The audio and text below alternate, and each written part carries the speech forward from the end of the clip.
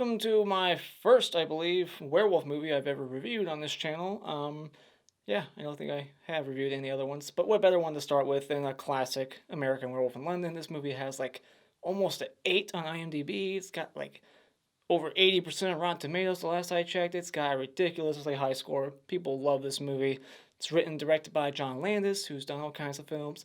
He did The Blues Brothers, and I heard that they were supposed to be in this movie originally. That was the idea. Dan Aykroyd and Belushi, they were going to be in this movie, but they got David Naughton instead, and the other guy's name, who I don't remember. And this movie also has Jenny Gutter. Is that how you say her last name? Gutter from Child's Play 2, and she is stunning in this movie. She is beautiful. And yeah, so plot synopsis is about these two guys on vacation in London, Americans, and they get attacked by werewolves. One of them dies, and he quickly realizes that he is a werewolf after he wakes up from his little coma and falls in love with this nurse and then turns into a werewolf, and all his victims are coming back from beyond the grave to tell him that he needs to kill himself to end the curse of the werewolf. The likes for this movie, the things I actually like about this movie, because I'll be honest, I don't love this movie like everyone else.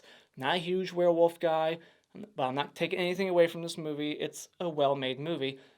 I just wasn't crazy about it. But the things I like about this movie is that Rick Baker did the effects for this movie, and it is some groundbreaking shit. It's funny, this came out the same year as The Howling, which, if I'm being honest, I think I prefer that one over this one.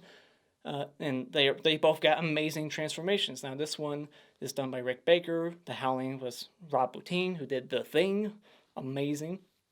And yeah, like the effects in the transformation scene, fantastic. Seeing the hair grow, the nails coming out of the fingertips and the ears, the face coming out. Like, I actually saw the real thing, if it was the real thing. They said it was at Universal Studios. They had like this horror show, and they would have like all these horror movie clips playing. They had Chucky clips, and I was a Chucky fan growing up, so that shit was always awesome to see. But they actually had, they said, I'm going from what they said. Maybe they were lying. I don't know. But it's Universal Studios, so I don't think they were lying. But they actually said they had the actual, like, skeleton of this thing, the mechanism that they used on this film, the actual thing. And I saw it up close and personal at this little horror show in Orlando, Florida. So that was pretty cool. So I actually got to see, the behind the scenes shit that they used to make this movie years before I actually watched the movie. I had never actually seen this movie until about a year or two ago.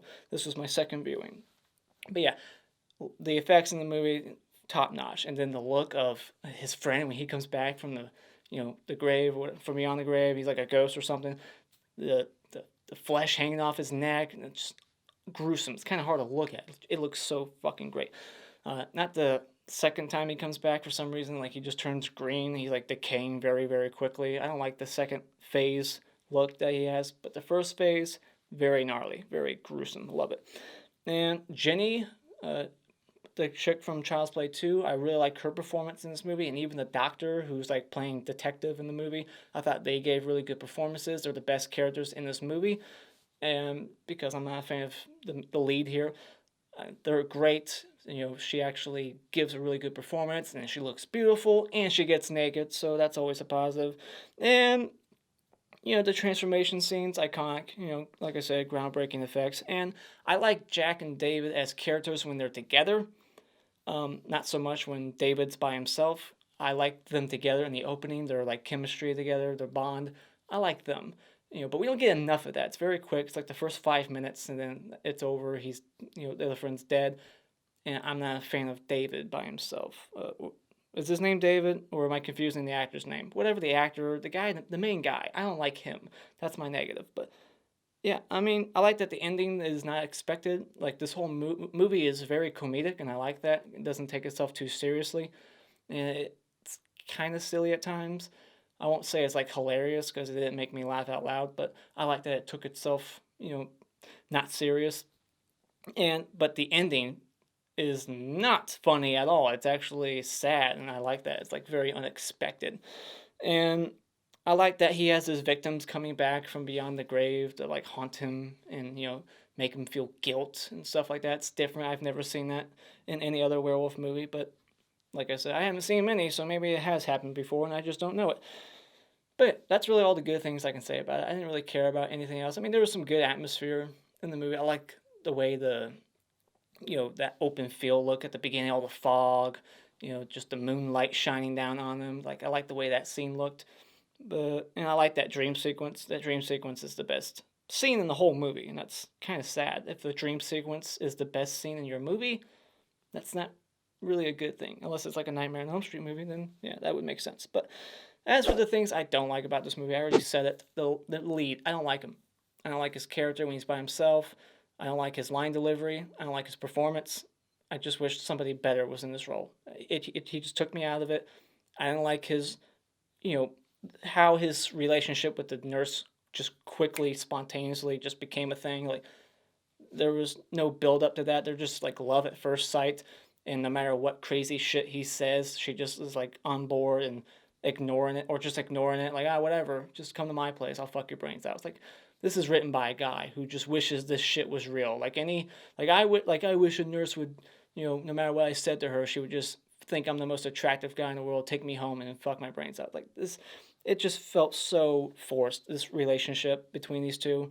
And maybe I'm just kind of jealous because she looks so damn amazing, and I'm looking at him like, you don't deserve her. But it was just not real to me. I didn't like the way that was all handled and written, and I don't like a werewolf on all fours. I like standing werewolves, like in Bad Moon or Howling. I think that's cooler looking. It's more intimidating. They're tall. They're like half man, half beast. Half wolf, I guess, half wolf, half man. These are just, they're more like wolves to me if they're on all fours, and you barely see it. Like, the effects are amazing when he's turning into a wolf, but then the effects when he's a wolf, it's just extreme close-up shots because they obviously didn't have good puppeteer work of a mechanical wolf. They had to, work around it and shoot around it, so you barely see the wolf in this movie. I wanted to see a couple more attacks on screen. There's like nothing on screen in this movie when it comes to people getting attacked. It's all cut away. You see like aftermath when they're dead and they come back and talk to him, which is cool, but I wish there was more stuff on screen. Maybe they decided against that, because the movie's so silly. They just wanted to keep it silly and not so gruesome. But there's still some gruesome stuff in here. Like I said, when he comes back, he's got all that shit on his neck. Like, I just wish there was a little bit more gore in here. And there's just not a lot happening in this movie in the first half. I'm just kind of bored when I'm watching it. Just him at the hospital and his relationship with the nurse and all that stuff, and the doc playing detective. And where did that go? Like, what was that for? What did that? Did I miss something? Like, what was that needed for? I feel like it was not necessary. The whole doc playing detective. Like, by the end of it, what did that do? Maybe there's an explanation and I just missed it. But yeah, the movie just kind of ends quickly. Like, it doesn't really build. Like, he just turns into a werewolf twice in this movie, and the second time he turns, like, he causes like a car wreck, and then he's dead. So, final thoughts. I'm not blown away by this movie. It has a great transformation scene, Rick Baker effects, and a beautiful actress in it who does a really good job. Some good performances in here, some decent atmosphere, but I just wasn't a fan of this movie as much as everybody else. I don't hate it, but it's just fine. Like, I don't think it's the best werewolf movie ever made. I wish the comedy was way funnier. Like, I see what they were going for in some scenes, but the jokes just weren't landing. I wasn't really laughing out loud. The only time I laughed was that dream sequence because it was just so outlandish and ridiculous and just out of left field. Like, what the fuck is this? And I like that. That was the best joke in the movie. But I just wish there was more humor here, humor that landed, a better actor in this lead role, or just a better relationship written between him and the nurse that I thought was more believable. Just there's things in here that just disappointed me. So for me, I have to say, when it comes to American Werewolf in London, that you just go out and rent it at Redbox. All right, time for a very quick spoiler discussion because I don't really have a whole lot to say. Because, like I said, not a whole lot of noteworthy things happen in this movie, in my opinion. So they're hitchhiking, they're at this pub, and no one in this pub, the slaughtered lamb, warns them about what's happening. I get it, they're not going to believe you if you say, hey, don't go out there, there's wolves, just chill in here for a few more hours. Or they could have just drove them home. I mean, let's be honest. Like, if they're not going to believe your story about the wolves out there, then just fucking drive them home. If you have to, knock them out. There's 20 of you and 2 of them, and they're dorks.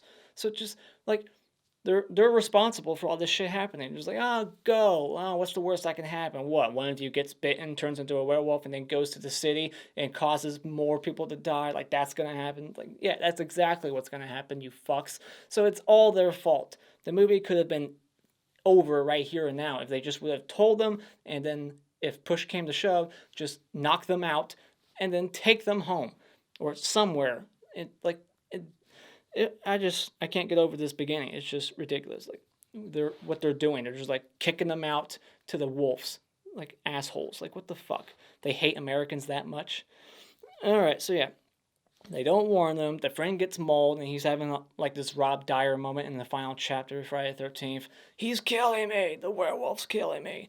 And then he gets knocked into like a 3-week coma from a scratch on his face. I don't get why he's in a coma for 3 weeks, but I guess that's what happens. So then we get these Halloween 5 cops. Like, they should have played the music over it. Like, he's, like, knocking shit off the shelves impossibly. Like, how did he bump into that? And he's, like, trying to put them all together. Like, this is the comedy in the movie that just isn't funny to me. Like, ooh, stupid cop, knock stuff over, gotta put it all back together. Like, the humor just wasn't working for me.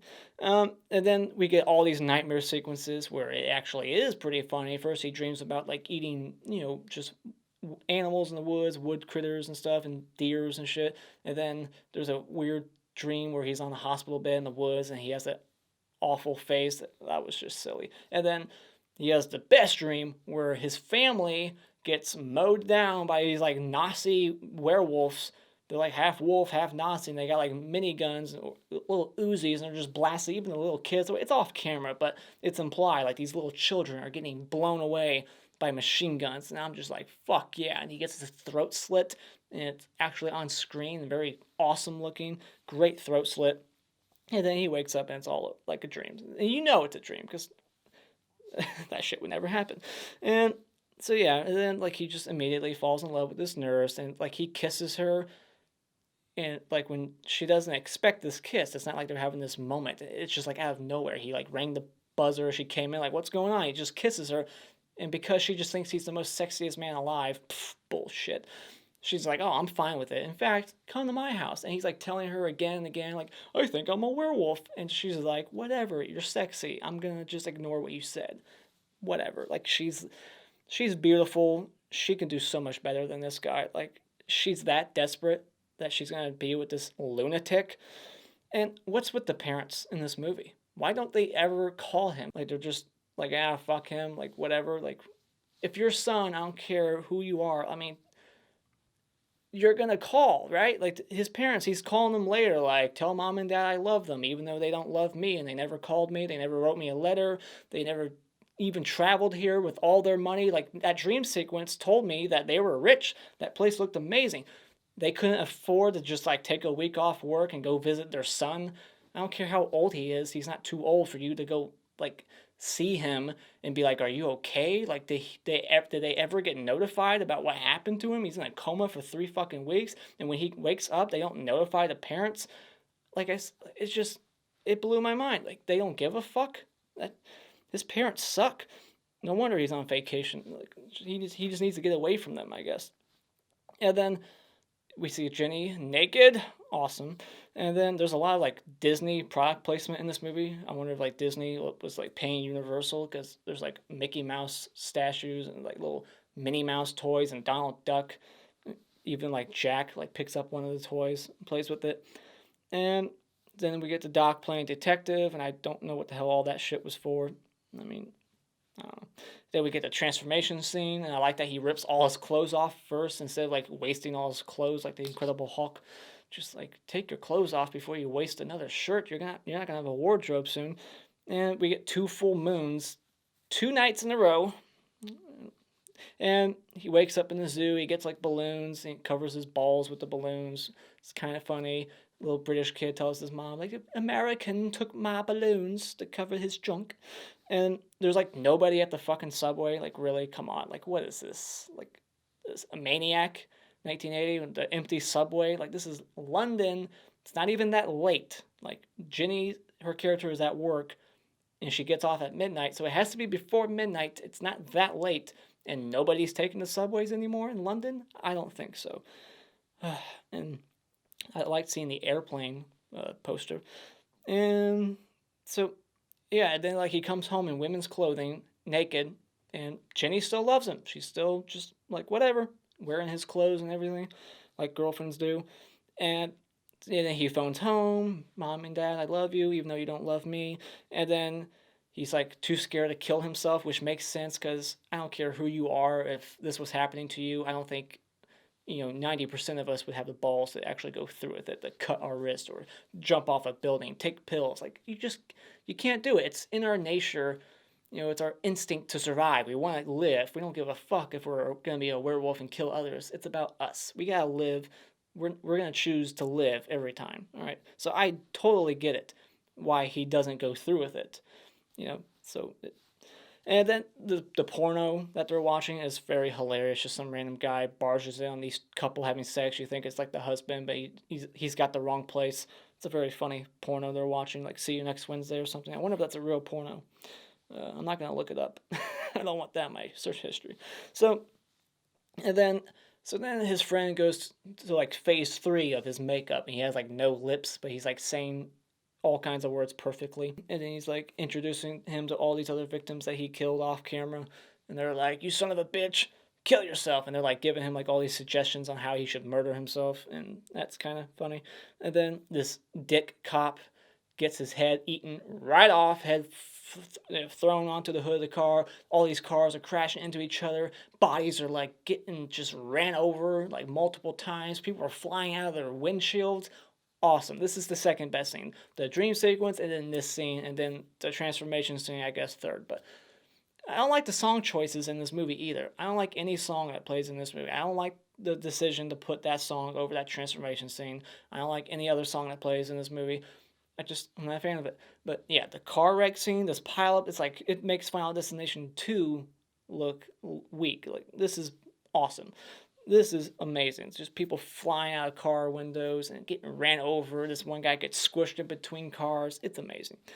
And so then, yeah, they totally like have this subversion of expectations at the end where you think like, we're going to get like a Freddy's Revenge moment here with love like overpowers the evil, the curse of the werewolf, where she's like, I love you. And his face starts to like, he makes like this face where it looks like he's about to like go back to human, like he has a less angry face, and he's like, oh, like I love you too. And then all of a sudden he starts like growling again, and he gets shot by the cops, which like they must have had snipers or something, but it looked like they had rifles, and from their angle, like 100+ feet back, bullshit. Like they didn't accidentally shoot her. The way she was standing in front of the werewolf and how far back they were in that little alley, she would have gotten shot in that moment. They would have not. They wouldn't take that shot unless they had a clear one, and they did not have a clear shot, but they took it anyway. But yeah, and then the angle of the bullet. Well, I'm not gonna get into it. I'm not gonna nitpick it, but so yeah, and then we have this very sad ending. She's crying. She's giving a good performance. She loves him for some fucking reason. She's crying her eyes out, and then it cuts to this stupid ass song like bum bum bum, or what was it? Moo moo, yeah, like a cow, moo moo. And I was saying boo boo boo. Not really, but yeah, I'm not a fan of the way that ended. Like I like that it took me by surprise, but then to have that song play over it was just tonally everywhere. It was like a very silly movie, and then it was really sad, and then it was really silly again with the music. It's like, what the fuck are we doing here? But whatever. Like, I don't want to bitch too much. I know I'm getting a lot of dislikes now. Like, oh God, you can't hate this classic. I don't hate it. I was just disappointed. But it's still a good, well-made movie. I just wish some things were different. But yeah, there you go. Those are my thoughts on American Werewolf in London. Let's go over a couple of awards here. The Hockey Mask Award for Best Character in this movie will be the nurse Alex, because she's beautiful and she gives a really good performance. And the Hanky Award for Worst Character in this movie is all those fucking drunks at the pub who are responsible for this movie happening in the first place. They should have just drove them home, but instead they're assholes, and they're probably xenophobic, and that's why they didn't help them out. And the Clapper Award for Best Scene in this movie is that pile-up scene at the end with all the chaos, all the carnage, windows breaking, people getting crushed. And a runner-up for Best Scene would be the sex scene with Jenny's characters, Alex. And the Funny Bone Award for funniest moment in this movie is that dream sequence with the Nazi werewolves, with the kids just getting mowed down with machine guns, and him getting his throat slit. Absolutely hilarious. So there you go. Those are my thoughts on American Werewolf in London. Let me know what you thought about this movie in the comments below. What is your favorite werewolf movie? Do you prefer American Werewolf in Paris? I haven't seen it in forever, but I'm probably going to review that next Sunday. Who knows? Maybe I'll like it better than this, and I'll have a controversial opinion. But let me know. And as always, if you like what you've seen, you can hit this like button and become a subscriber today just by clicking on my cartoon face in about 5 seconds. And until next time, auf Wiedersehen.